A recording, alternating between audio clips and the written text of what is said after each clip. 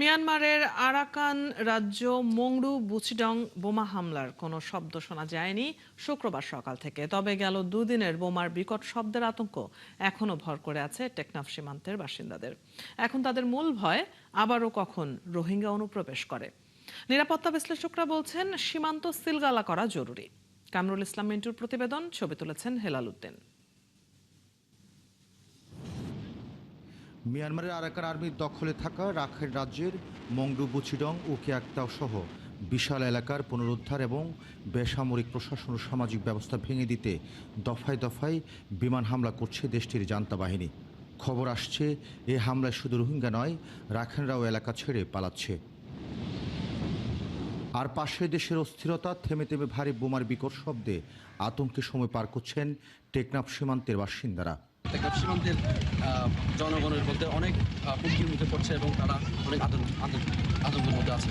বোমার আওয়াজ হয় তারপর আর দুয়ার পর্যন্ত আতঙ্কিত পরিবার পর্যন্ত। ডর লাগে, আবার ডর লাগে। বুম রাত্রি দিন 24 ঘন্টা বুম মারছে। ক্যাম্পে রোহিঙ্গারাও ওপারের খবর রাখছেন প্রতিনিয়ত, কারণ তাদের অনেক স্বজন এখনও মিয়ানমারে থাকেন। তারা বলছেন সে দেশে থাকা রোহিঙ্গারা অনেক আগে থেকে মিয়ানমার থেকে পালাতে উদ্গ্রীব হয়ে আছে, সুযোগ পেলেই ঢুকে পড়তে পারে বাংলাদেশে।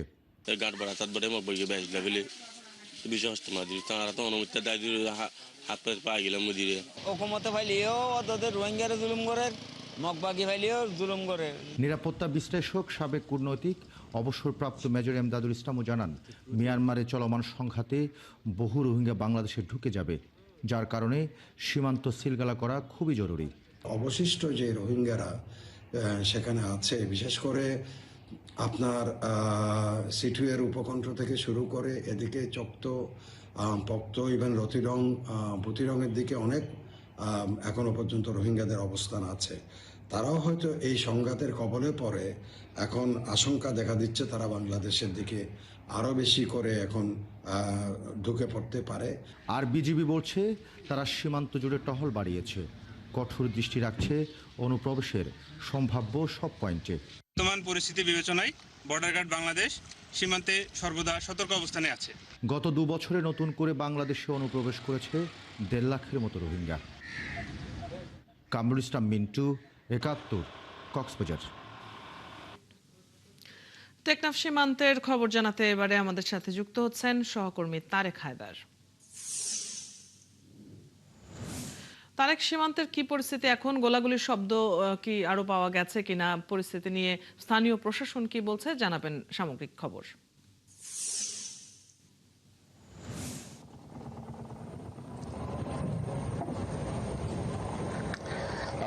এখন ঠিক সীমান্তে গোলাগুলির শব্দ না আসলেও ঠিক মিয়ানমারের মংডু এবং ভুচিডংয়ে যে বিমান হামলা চালিয়েছে সেই বিমান হামলার কিছুটা অগ্নিশিখা লক্ষ্য করা যাচ্ছে, অর্থাৎ বাংলাদেশ মিয়ানমার সীমান্তের টেকনাফ থেকে। আমরা যে খবরটি পেয়েছি, বুধবার মূলত রাত 9টার পর থেকেই বিকট শব্দ হয় মিয়ানমারের দুটি টাউনশিপ মংডু এবং ভুচিডং টাউনশিপে। জানা গেছে যে সেখানকার জান্তা সরকার মূলত আরাকান আর্মি থেকে দুটি টাউনশিপ দখলে নেবার জন্য বিমান হামলা চালিয়েছে এবং সেই বিমান হামলায় পুরো টেকনাফের বিভিন্ন জায়গায় কেঁপে উঠেছে। স্থানীয়রা মনে করেছেন যে ভূমিকম্প হয়েছে টেকনাফে এবং তখন আতঙ্ক ছড়িয়ে পড়ে, কারণ এর আগেও বহুবার মিয়ানমার থেকে ছোড়া গুলি মর্টার শেলের খণ্ডাংশ বাংলাদেশের টেকনাফের বিভিন্ন জায়গায় এসে পড়েছে এবং সেই খণ্ডাংশে অনেকে আহত নিহত হবার খবরও পেয়েছে। এই কারণে টেকনাফের এপারের সীমান্তে যারা বাস করছেন বাংলাদেশিরা, তারা আসলে আতঙ্কে আছে। অন্যদিকে টেকনাফ সদর উপজেলা ইউনো স্থানীয়দের তিনি আতঙ্কিত না হবার জন্য বলেছেন। পাশাপাশি এই অবস্থায় যেন বাংলাদেশে কোনো রোহিঙ্গা অনুপ্রবেশ করতে না পারে সে লক্ষ্যে বিজিবি, কোস্টগার্ড সহ বা টেকনাফের প্রশাসন তারা সতর্ক অবস্থানে রয়েছেন।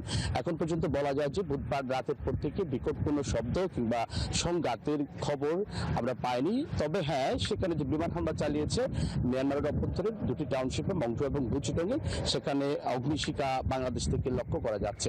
আমরা সেই খবর পেয়েছি। তবে এখন কিছুটা স্বাভাবিক হয়েছে, তবে এপারের সীমান্তের টেকনাফের আশপাশের এলাকার মানুষজনের আতঙ্ক খুব সহজেই কাটছে না।